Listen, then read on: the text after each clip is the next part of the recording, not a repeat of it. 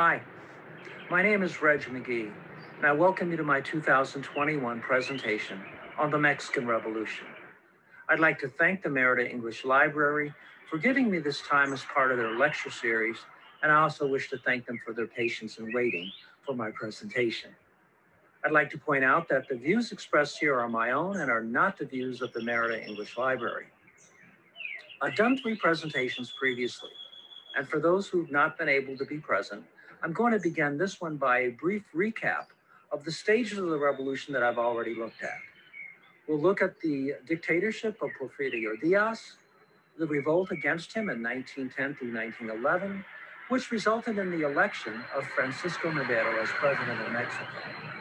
We'll then cover his brief and troubled presidency and the coup that was launched against him, as well as the struggle of the revolutionaries against the coup plotters. Finally, we'll look at the struggle between the revolutionary factions over the control of the direction of the revolution and its outcome. Well, let's begin.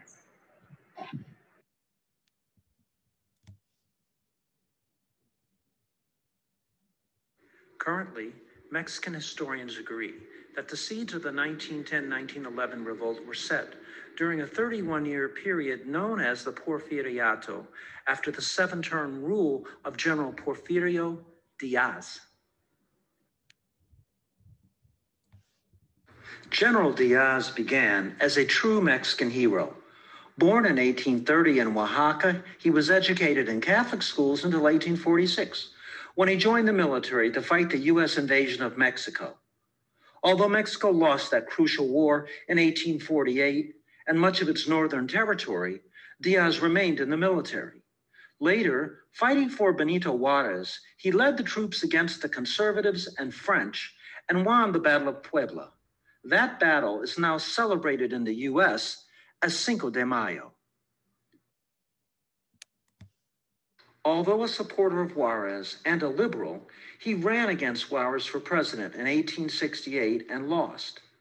Diaz would run against Juarez again in 1871, losing and rebelling.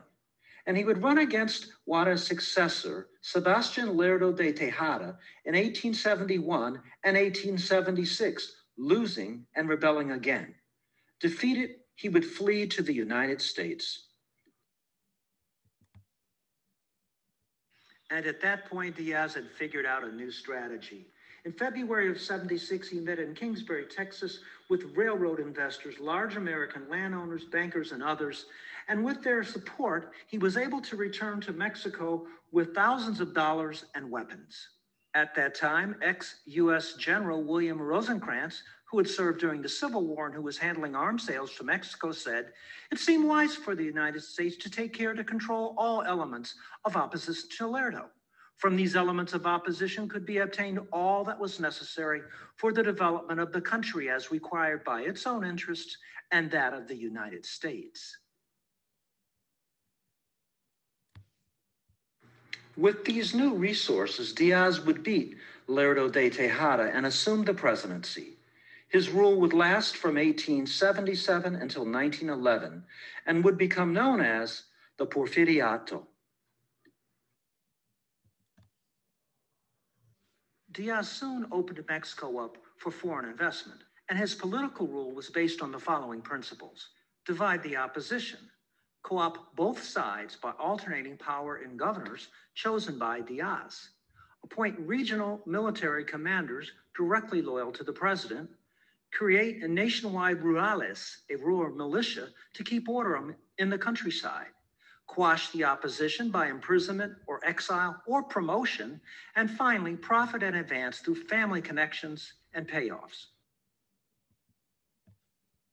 During that period, much of northern Mexico developed rapidly, fueled by investment from the U.S., British, French, and German financiers.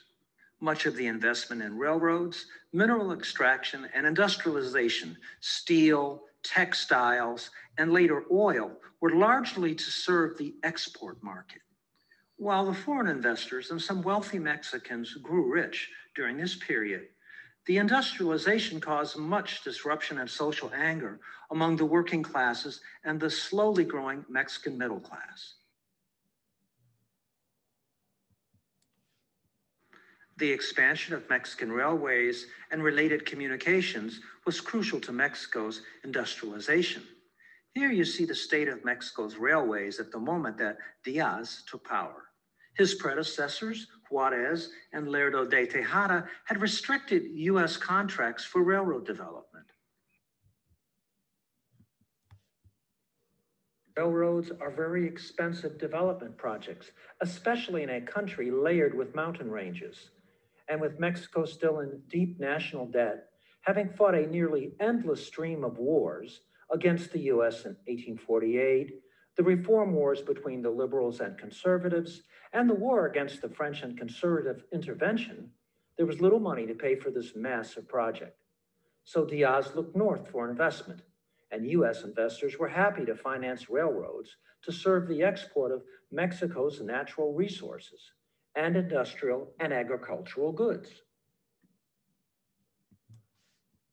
To meet the demands of the export market and the American investors, the direction of the Mexican railroads had to change. Here you see the state of the Mexican railways at a later period in the Porfiriato. The railroads now go through central Mexico and end up at the border in Ciudad Juarez, El Paso, a new hub line in Torreon in the center of the country, and a new northern route near Piedras Negras, Eagle Pass in the US. The original line is still there, running south. So although the Mexican railroad system did expand dramatically, going from about 640 kilometers in the beginning to 24,000 kilometers at the end of the Porfiriato, in the end it ended up being owned by the United States. And the four men that essentially controlled the Mexican railroad also controlled railroads in the United States as well. Foreign investment did fuel significant growth in Mexico during the Porfiriato. But the result was that by 1910, much of Mexican industry and agricultural land in the north was owned by US, French, British, and German investors.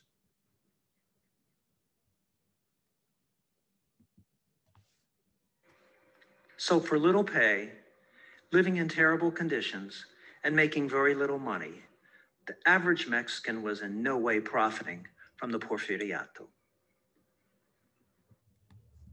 Across the country, in all regions, Mexicans became landless peasants or agricultural workers on lands that they believed that they once owned. In many areas of the country, such as these shown in the Yucatan, many of the peasants became subject to debt peonage, meaning that the families would owe debts for their entire lives to the hacendados who owned the large plantations. Increasingly, people in all social classes in Mexico grew frustrated with the Porfiriato. In 1900, many of the upper classes were growing tired of being rebuked and alienated by Diaz's relatively small group of powerful clients and his allies, which included the Catholic Church hierarchy and the upper ranks of the military. These influential social forces, including those like Carlos Arriaga, merely wanted an elected change of government that would allow them more access to economic and political decision-making. Under the banner of anti-re-election of Diaz, anti-re-election clubs would grow throughout the country. And on the other end of the political spectrum, the left, resistance would grow, centered on these two men, Ricardo Flores Magón, seen here on the left, and his brother Enrique. Radicalized in Mexico City in the struggle against the Diaz government, these men and a group of associates would publish a series of newspapers, be arrested, imprisoned, and begin again. Ultimately, the Mexican Supreme Court would forbid any newspaper to publish anti-government articles written by them.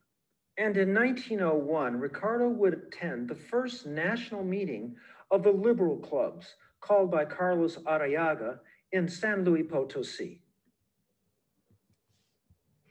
Ricardo Flores Magón would attend this historic meeting in February of 1901, and there he would meet many of his future associates, including Librado Rivera, Juan Sarriaga, and Antonio Diaz Soto y Gama. Regeneracion would become the voice of the Liberal Party, which was founded. But in May, Ricardo and Jesus were arrested for an article denouncing corruption in Oaxaca and imprisoned.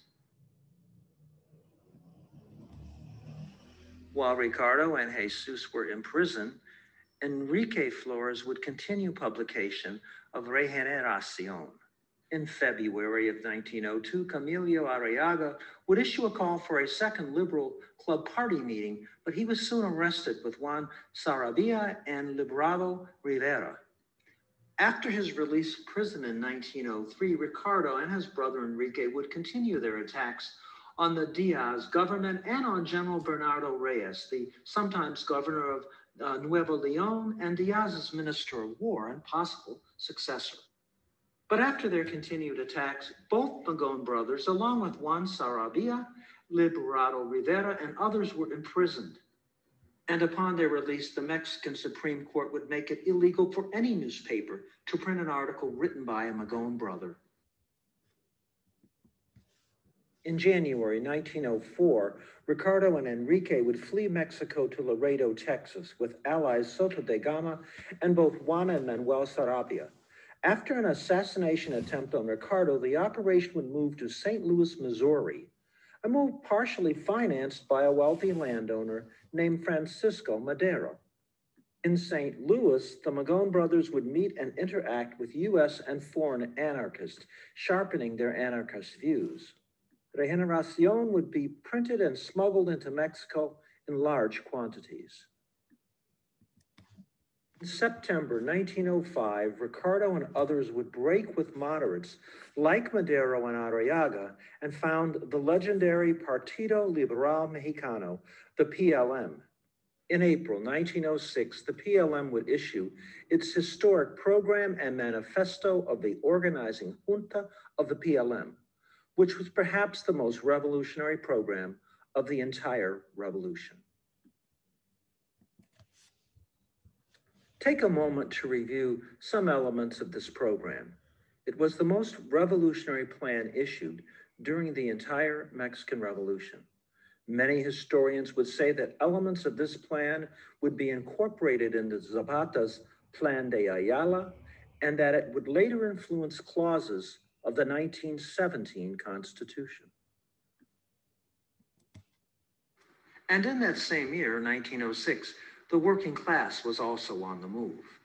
In a large mining facility in Cananea, Sonora, near Nogales, Arizona, over 7,500 workers in a U.S.-owned mine went on strike. The issues in the strike, the 8-hour day, dismissal of hated American foremen, and a pay differential between Americans and Mexicans were well known to Mexicans across the country. The strike was broken when President Diaz allowed U.S. Arizona Rangers to intervene in the strike. Dozens were killed and strike leaders were arrested. What captured the attention of many Mexicans and also enraged them was that President Diaz allowed the entry of Arizona Rangers across the border into the strike, which of course resulted in many deaths. What is also interesting to note is that Salvador Alvarado was there in Cananea as a follower of the PLM. Salvador Alvarado was later to become a revolutionary general and actually bring the revolution to the Yucatan in 1915. And just a few months later, at the other side of the country, in the states of Veracruz and in Puebla, thousands of textile workers would go on strike over similar issues: pay, working hours and working conditions, and the hated company store, or La Tienda, where workers were forced to buy their food and supplies, further draining what little the workers made in constant debt to the factory owners or their local partners. This strike wave would involve over 6,000 workers in nearly 30 foreign-owned textile factories. In response, President Diaz sent the military to crush the strike, which it did, killing several hundred strike leaders and other militants. Like the Cananea strike the previous year and other strikes across the country, strike leaders were members or followers of the PLM. Similar strikes would occur for several years, and later scattered uprisings along the northern border were the most important expressions of PLM involvement in the revolt against the Diaz regime.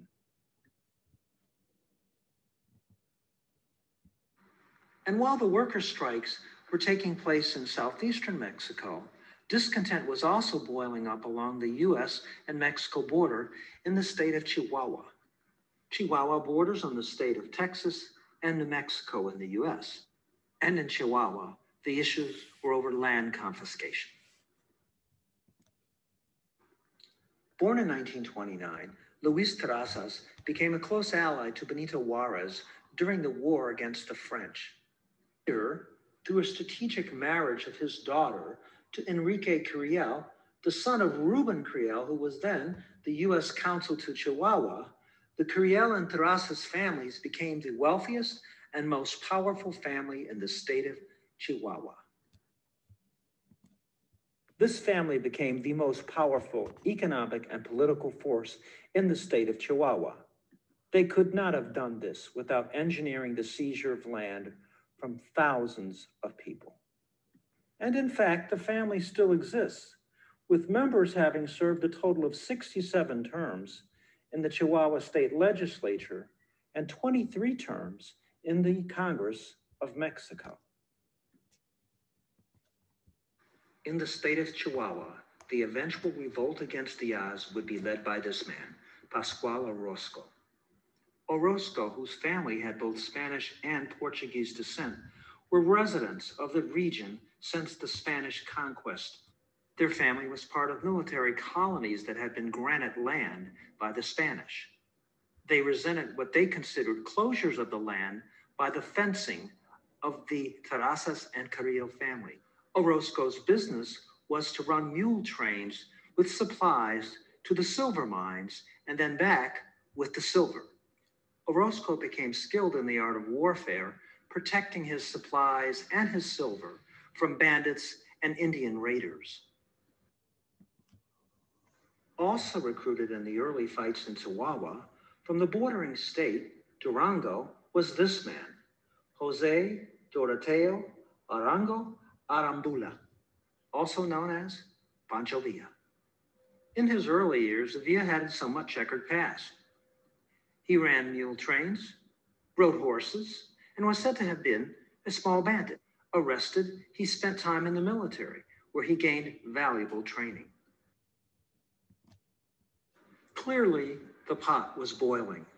By 1908, this broad movement began to focus on denying Porfirio Diaz an eighth term as president of Mexico in the 1910 election. The anti-re-election movement now stretched across the entire country, reaching into nearly every class and group. In the northern state of Coahuila, this man stepped forward, Francisco Madero. Madero was from one of the wealthiest families in the state. He was a classic liberal, a democratically minded man, and a spiritualist. Perhaps he was concerned about the growing power of the PLM. Certainly he was aware of the intentions of General Bernardo Reyes, one-time governor of Nuevo Leon and a Diaz insider. In 1908, Madero issued his now historic book, which called for no re-election of Porfirio Diaz. And in 1910, with the help of his wealthy family and the support of anti-re-election clubs across the country, he began an election campaign against Diaz. In the center of the country, in the state of Morelos, 17 owners of 36 major haciendas controlled over 25% of all farmable land, and their 24 mills produced over 33% of Mexico's sugar. Peasants across the state would grow increasingly outraged at the seizure of what they considered to be ancestral lands. In 1909, they would take an action that would have historic impact in Mexico and the world. They would elect this man, Emiliano Zapata, as the leader of a village defense committee. And in January 1911, as the Zapatista revolt grew, Emiliano Zapata was elected Supreme Chief of the Revolutionary Movement of the South. Meanwhile, in the north, the revolt would become focused on the state of Chihuahua. Madero, in the U.S., planned to cross near El Paso, but on November 20th, when he did, he found little expected support and was quickly forced to retreat back into the U.S. Pascual Orozco, however, found more success in the western part of the state, where he had a strong natural base and knew the territory. Orozco and a new ally, Pancho Villa, would win several small but important battles in the west and then set their sights to Ciudad Juarez, the key city in the state. Still, militarily, things don't go well for Francisco Madero. Following a second defeat on an attack near the border on Ciudad's Porfirio Diaz, Madero retreats across to El Paso, Texas, ignores Orozco, and gathers his followers for an attack on Casas Grandes. Crossing at the bridge at El Paso, Madero assumes military command of the revolt and declares himself provisional president and head of the revolution. Defeated in his attack on Casas Grandes, Madero retreats to a ranch just south of the city and meets with other revolutionary leaders. Pascual Orozco attends the meeting, Pancho Villa attends the meeting, and it's also attended by Venustiano Carranza, who will play a much bigger role later in the revolution.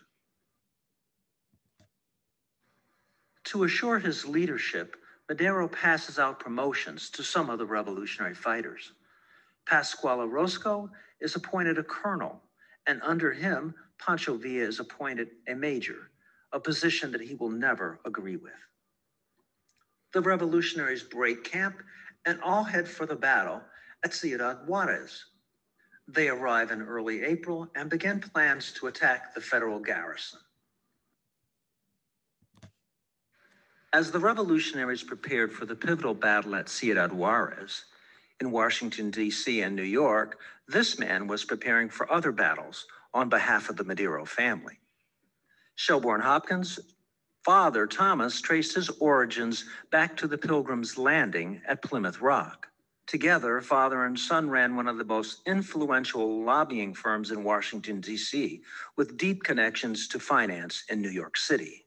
The Hopkins firm was the go-to lobbying office for South America. They represented the United Fruit Company, the American Chicle Company, United States Rubber, and a company known as Computer, Tabulating, and Recording Corporation, later to become IBM. In addition, they represented Henry Clay Pierce, who was the majority owner of the National Railroad of Mexico. Hopkins' job was threefold. One, to secure loans to purchase arms, ammunitions, and mercenaries. Second, to build an organization that would put all the pieces together. And third, to create political support for Madero within the United States government. He succeeded in all three. As the revolters assembled forces for the assault on Ciudad Juarez, President Diaz fell back on his old playbook and sent representatives to negotiate a way out. He offered cabinet positions, the ability to appoint state governors, and to pay off the loans taken by the Madero family to finance the arms, the mercenaries, and related expenses. Apparently, this was an important issue to the Madero family. In this picture, you see to Madero's left a man with a white tie. That's Giuseppe Garibaldi, son of the famous Italian general and a soldier of fortune, a mercenary, one of 50 hired by the Madero family and who formed his personal guard. Madero and Orozco would not see eye to eye from the start. Orozco would not be happy with Madero's offer to head the Rurales, a position with little status and low pay. He was upset that Carranza, who had done no fighting, was going to be offered the Ministry of War. And overall, he was not happy with the negotiations with Diaz. He wanted Diaz gone, and it was not clear if Madero wanted that as well. As a result, Orozco and Villa would disobey Madero, attack Ciudad Juarez on their own, and win. That historic victory would actually force Diaz's resignation and exile, opening the door for Madero to claim to have overthrown Diaz and become a national hero. With the Treaty of Juarez signed, an agreement that Diaz would leave office and new elections would be held, the revolt was ended, successfully for Madero. Here we see Madero's family with his father in the center and his brother Gustavo on the right on a train headed for a triumphant entry into Mexico City. Across the country, Madero was hailed as the leader of the revolution. Mission accomplished. Here we see Madero at his successful entry into Mexico City, greeted by crowds of tens of thousands. And here's a beautiful mural depicting that moment by the Mexican artist Juan O'Gorman. This piece is currently hanging in the Museo Nacional de Historia in Mexico City. Note to the left, the two betrayers of the revolution, Henry Lane Wilson, U.S. ambassador, and General Huerta. Notice the newsboy giving them both the finger. And on the right, Madero's brother Gustavo and his later vice president, Jose Maria Pino Suarez. At the time, many felt that this was a new beginning for Mexico. People across the country held such great hope. However, the entrenched supporters of Diaz were not to go quietly. After some political maneuvering in Mexico City and riding a wave of popularity as the leader of the revolution, Madero was easily elected president of Mexico on October 1st, defeating General Bernardo Reyes. To do so, however, he had to dissolve the existing and very widespread anti-re-election party for a new party, the Progressive Constitutional Party. This move allows him to bring in Jose Maria Pino Suarez as his vice president, while dumping his previous vice president, Vasquez Gomez, with whom he fell out both in New York and in Ciudad Juarez over the necessity of forcing Porfirio Diaz to resign. While a short-term victory, this move will have consequences across the country. Anti-re-election parties were built over a period of years in many states, and this move will create internal conflicts that the new Madero presidency does not need. Although born in Tabasco, his family were well-to-do Yucatecos, and Jose Maria Pino Suarez was brought up in Mérida. Later, he was to become involved in anti-re-election of Diaz activities in Mérida. Pino Suarez's family was well connected in the Yucatan, and he impressed Madero when he came to Mérida for a campaign rally in 1910. While the supporters of Madero win a majority of the Congress, there are several other important factions that still have large numbers. The Catholic Church hierarchy has its political party, and it wins delegates. And supporters of ex-President Diaz's nephew, Felix Diaz, and General Bernardo Reyes also have supporters in the new Congress. Perhaps Madero's best ally in all of his political activities was his brother Gustavo, shown here on the left. Educated in economics and finance, Gustavo was also a shrewd political tactician. One of his main jobs, however, during the Madero presidency was his brother's personal security. Unfortunately, in several key incidents, Madero did not listen to Gustavo. In the capital and across the country, the working class would begin to organize, free from the iron hand of President Diaz. Higher pay, better working conditions, and an 8-hour day become demands for hundreds of thousands of workers, primarily in the urban areas. In December of 1911, President Madero creates a labor office to review working conditions and to mediate industrial disputes. Then, in July 1912 in Mexico City, the Casa de Obrero Mundial is founded. Anarchist in its orientation, this was not a labor union. It was more a meeting center for education, preparation of propaganda pamphlets, and a space to organize and coordinate labor actions, such as demonstrations and strikes. And there were strikes across the country, and especially in Mexico City, as workers were finally able to feel free to exercise their right to strike and to demonstrate over working conditions and pay. But in the beginning, the most significant challenge to the Madero presidency would not come from Mexico City, but from the south, from Morelos. There, the Zapatistas would continue to seize large estates and redistribute them to the peasants without compensation to the owners. That would alarm a growing number of wealthy Mexicans and foreign investors who would demand that Madero put an end to the land seizures. A wealthy landowner himself, President Madero had to put an end to the seizure of property. In November of 1911, President Madero traveled south to Morelos to meet with Emiliano Zapata. In the negotiations, Madero demanded an end to the land seizures and for the Zapatistas to disarm. He promised to review the issue of land reform. None of this was acceptable to the Zapatistas. When talks broke down, Zapata called Madero a traitor to the revolution. Madero responded by sending the army into Morelos to disarm the Zapatistas. When that did not happen, Madero turned to a man who would become his go-to general, Victoriano Huerta. Huerta, however, had been a loyalist general under President Diaz, and in fact was the man who escorted him to Veracruz on his journey out of the country. Huerta had dinner with Diaz the night before he left, and when he boarded the ship, gave him full military honors. General Huerta accepted the new assignment with gusto. He waged a scorched earth policy, burning villages and herding others into controlled camps. Unable to resist the full weight of the army, the Zapatistas dispersed and went back into the mountains. For a time, the insurgency in Morelos was quelled, and Huerta returned to Mexico City a hero.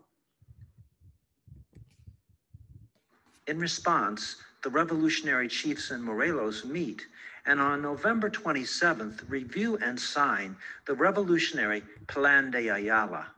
Of all the plans issued by the many factions in the revolution, this was the most revolutionary plan. It provided for the expropriation of large land holdings, large plantations, and factories. Some of the owners would be repaid. Courts were created for appeal by both peasants and owners over the seized property. Those who resisted would get no payment. More importantly, it provided for the armed defense by the peasants and the workers of the expropriated land. Then in March of 1912, barely 5 months into office, President Madero faced a serious military challenge with the revolt of Pascual Orozco. Personally resentful of how President Madero had treated him once he was in office, Orozco launched a rebellion in Chihuahua with the financial backing of Luis Terrazas, one of the largest landowners in Mexico. Initially, troops sent by Madero to put down the Orozco rebellion were unsuccessful. Things were looking good for Orozco in Chihuahua, where he was very popular and where his troops, the Colorados, were recruited from. Then Madero sent his go-to guy, General Victoriano Huerta, along with Pancho Villa. Huerta was much more successful, defeating Orozco's troops in 3 major battles and forcing Orozco to flee to the United States in September of 1912. Relations between Huerta and Madero grew strained during the course of this campaign when Pancho Villa, the commander of the Division of the North, refused orders from General Huerta. Huerta ordered Villa's execution, but Madero commuted the sentence and Villa was sent to prison. Angry at Madero's commutation of Villa's sentence, Huerta, after a long night of drinking, mused about reaching an agreement with Orozco and together deposing Madero as president. Madero's Minister of War learned of General Huerta's comments. He stripped Huerta of his command. But Madero intervened and restored Huerta to command. At the same time that the Orozco revolt was being put down, this man, General Felix Diaz, nephew of the ex-president Porfirio Diaz, launched a revolt in Veracruz. Claiming to uphold the pride of the military, he was no doubt surprised when no one came to his side. Quickly captured, he was tried in a military court and condemned to death. But with friends in the Congress and the Supreme Court, it was judged that he could not be subject to a military court. He was brought to the nation's capital and put into a military prison in Mexico City. At the beginning of 1913, things were looking a bit better for President Madero. Hundreds of strikes had been mediated across the country, and his labor department was looking into a new labor code. And his Council of Ministers was studying a very limited program of land redistribution. And while the overthrow of Diaz may have been popular among most of the working class, the peasants, the middle classes, it was not the case among the upper class. Although some had supported the revolt, many were still with the old regime. The Catholic Church, the politicians, the investors, the high-ranking military, those were the people who resented the new government. And in the media, they made out that the country was in the throes of anarchy. Strikes everywhere, peasant uprisings everywhere. It all appeared to be alarming. Foreign investors were alarmed as well, especially in the United States. And the president had gone out of his way to court the military. 1/3 of his budget was devoted to military spending, more than twice that of his predecessor, President Diaz. The size of the armed forces has gone from 20,000 to 70,000. More new generals and officers were created, and the top staff were showered with gifts and raises. And yet the clouds were gathering, with two generals, Reyes and Diaz, already imprisoned in Mexico City for their roles in military uprisings. General Huerta relieved of any military command and returned to civilian life for stories about his betrayals. And in January, the media began to report that another military revolt may be underway. And then there was this man, Henry Lane Wilson, U.S. Ambassador to Mexico.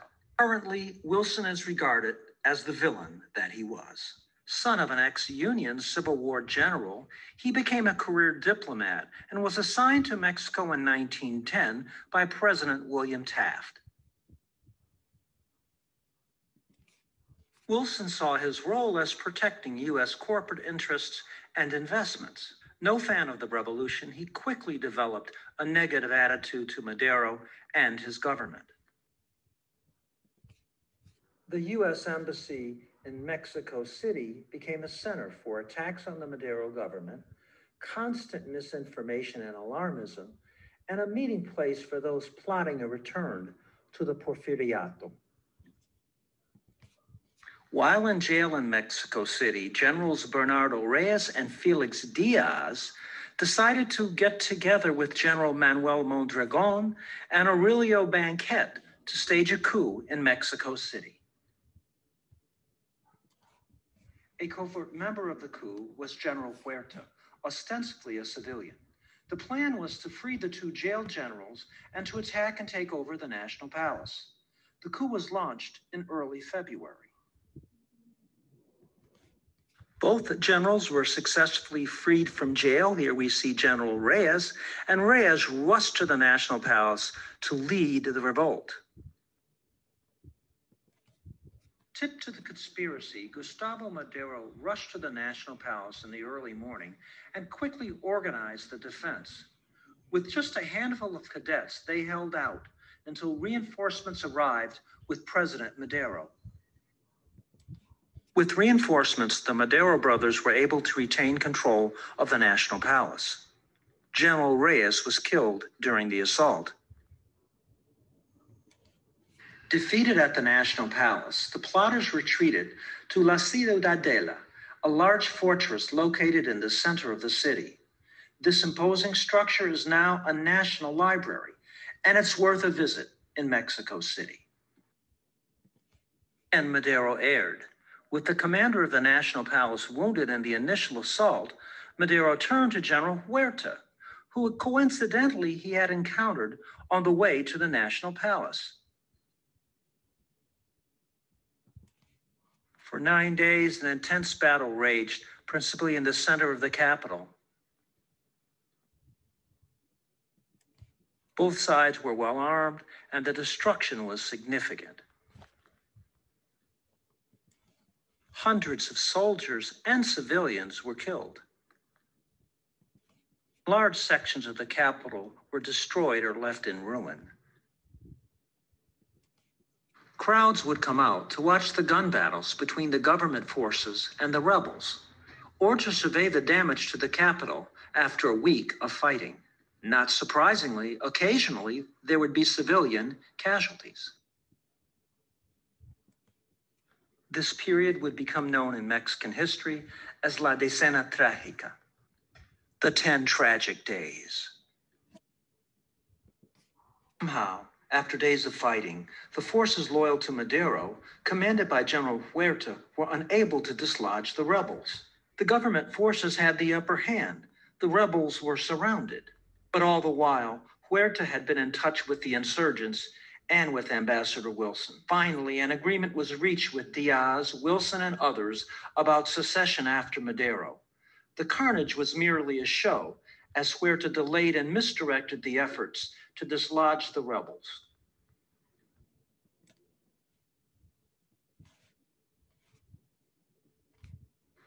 On February 17th, Gustavo arrested and disarmed Huerta. He exposed his role in front of President Madero and threatened to kill Huerta. General Huerta pleaded for his life and promised Madero that he would end the revolt in 24 hours. Countermanding his brother, Francisco Madero released Huerta. Later that day, Gustavo was kidnapped at lunch and was later brutally killed in La Ciudadela. The next day, Huerta had General Banquet arrest Madero and Vice President Pino Suarez. The plotters held another meeting with Ambassador Wilson, and it was agreed that Huerta would ultimately assume power. Wilson leaked it to the press, and several hours later, coincidentally, both Francisco Madero and his Vice President Jose Maria Pino Suarez were killed as they were being transported from the palace to jail. Ambassador Wilson would send a telegram to the State Department, notifying them that Huerta was the new provisional president. Later, he would lie to incoming President Woodrow Wilson about his role in the overthrow of Madero. Foreign Relations Secretary Pedro Lascurain would become the interim president for a few minutes and resign. Huerta would become the interim president. A short time later, a rump legislature would be convened to accept the resignations of the previous government and approve Huerta as the new president. Thus ended the democratic government of Francisco Madero and the first stage of the Mexican Revolution. The country was shocked, especially following the 10 days of intense fighting in the nation's capital. Reaction from the revolutionary generals and many governors was immediate, particularly in the north. Across the country, the supporters of Madero rallied to the anti-Huerta cause. And taking a page from Madero's playbook, Governor Victoriano Carranza, governor of Coahuila, appointed himself first chief of the resistance through his own plan, the Plan de Guadalupe, which affirmed his leadership and promised new elections after Huerta's defeat. South of the capital, in the state of Morelos, Emiliano Zapata and his brother Efemio, shown here on the right, would declare their opposition to Huerta as well. While not agreeing to Carranza's role as the first chief, they would open a very important front on the south against the Huerta forces. February of 1914, the long-suspected alliance between Huerta and Pascual Orozco was sealed, as Orozco formally joined the Huerta government, opening a front in the north for Huerta. For some reason, Orozco does not look too happy in this photo. But despite this move, things did not fall in line easily for Huerta. General Huerta, believing the promise of U.S. support made by Ambassador Lane Wilson, was probably surprised when Wilson was recalled to Washington and U.S. support, principally weapons and financing, was not immediately forthcoming. In fact, the opposite occurred. A month after the coup, President Taft was replaced by Woodrow Wilson. Wilson, not happy with the situation on the border, was not taken in by Ambassador Lane Wilson's lies about his own role and the situation in Mexico. March, Wilson was sacked, and the U.S. withheld recognition of Huerta. In addition, President Wilson lifted the arms embargo for weapons, which flowed across the northern border to constitutionalist forces fighting General Huerta. And in April, Wilson sent the Navy to invade the port at Veracruz to prevent a German arms shipment to Huerta. That move drew outrage across the country and from all factions: Huerta, Carranza, Villa, and Zapata. And President Wilson decided to keep the troops in Veracruz instead of moving toward Mexico City to challenge the Huerta government. In early March of 1914, Pancho Villa returned to Mexico through El Paso with 8 men and 9 weapons. Villa had been arrested, imprisoned, and nearly executed in November of 1912 after a disagreement with General Huerta over insubordination. Jailed in Mexico City, Villa escaped jail and fled to the U.S. From that moment, Villa would go on to rebuild what many believed to be the single strongest fighting force of its time in the Mexican Revolution, the division of the North. In reality, General Huerta ruled Mexico as a dictator. In the October 1913 national elections, Huerta dissolved Congress, disappeared a number of opponents, jailed over 133 deputies and senators, and ran for president with General Blanquet, of the arrest of Madero fame, as his vice president. He termed the unsurprising outcome of the elections as a landslide victory. Slowly and steadily, the constitutionalist forces under Carranza began to win battles, territories, and cities. Buoyed by the victories, Carranza declared the beginning of the social struggle, reorganized his forces, and made it clear that upon victory, the federal army would be dissolved. Huerta responded by forcing hundreds of thousands of men into the federal army.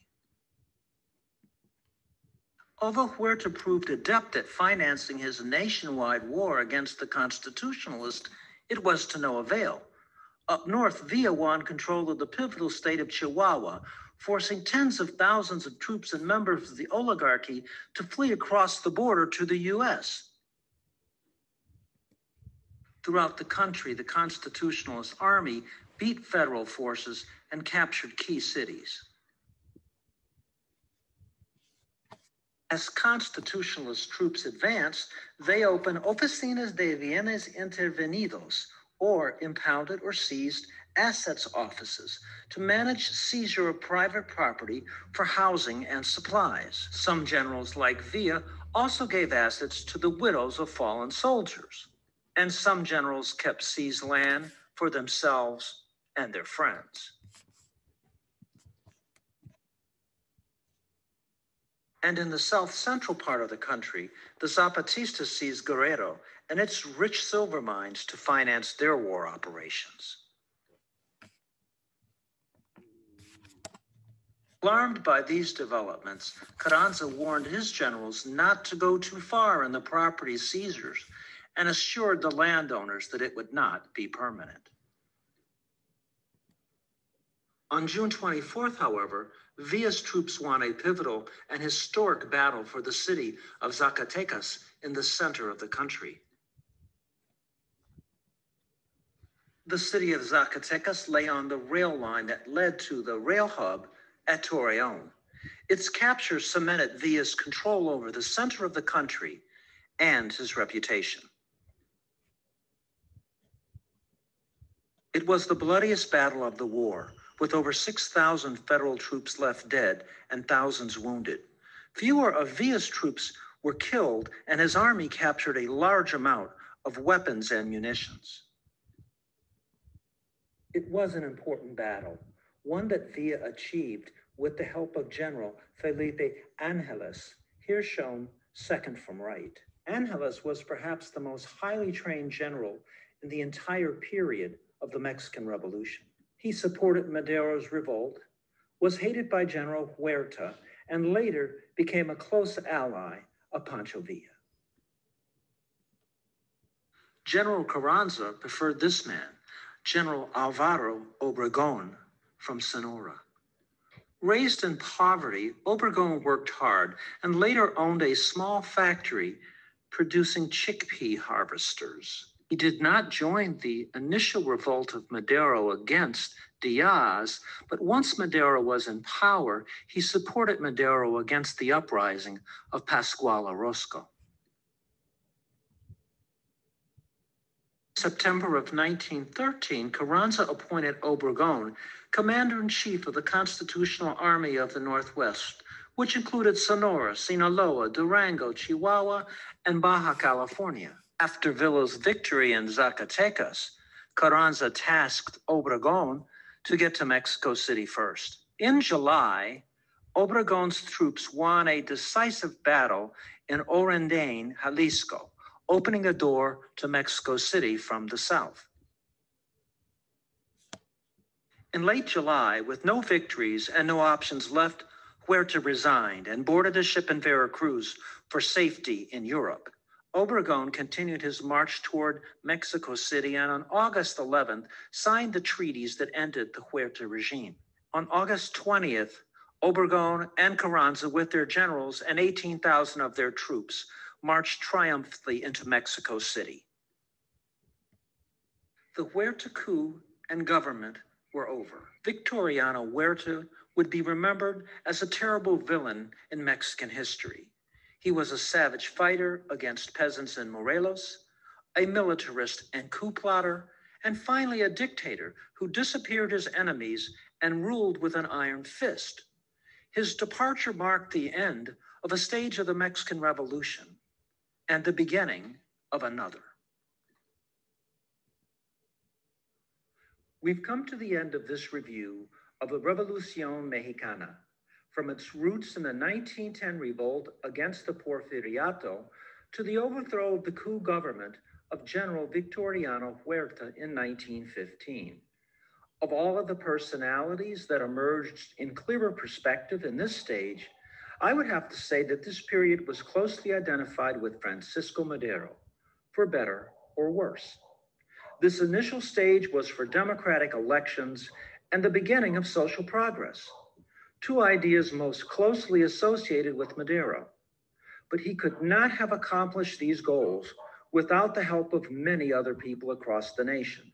Some of the most important you see here. Madero did not want to change the existing power structure, and his reform program was minimal at best. And after pressuring Diaz to negotiate early in the revolt, Madero wanted to quickly disarm the revolters and had no problem using the existing military to accomplish this. And this was a military that was still under the control of his opponents and still opposed him and his project. About the only forces that could see this were Emiliano Zapata and the group around Regeneración. While his overthrow could not be precisely predicted, it was a matter of time. The unsolved issues ignited by the revolt, principally land redistribution, working class reform, and the dismantling of the structures of the Porfiriato could not be settled in that initial stage of the revolution. And a most powerful element in the external power relations, the US government and outside financial interests were ever present and not under any threat. The next stage, the Huerta military Porfiriato coup and the battle against it would unleash wider and deeper social opposition across the country. New regional leaders would emerge, principally among the opposition forces, and others would grow in power. The political, economic, capitalist structure of the Porfiriato would become unstable, facing a more significant challenge than in the first phase. The intense, combative, and pivotal stage of the revolution was beginning. This stage would resolve the issues of direction of the revolution, enact a new constitution, and begin to consolidate some of the gains and losses so far. And the revolution in the Yucatan had not even started. I'll examine those developments in my next presentation, and I'll end by adding a few books that you can obtain to read about the revolution on your own. I've included my email address for any comments and questions that you may have. Again, I want to thank you for taking time to view this presentation and thank the Merida English Library for hosting this. Please join or contribute to the library. They could use your support.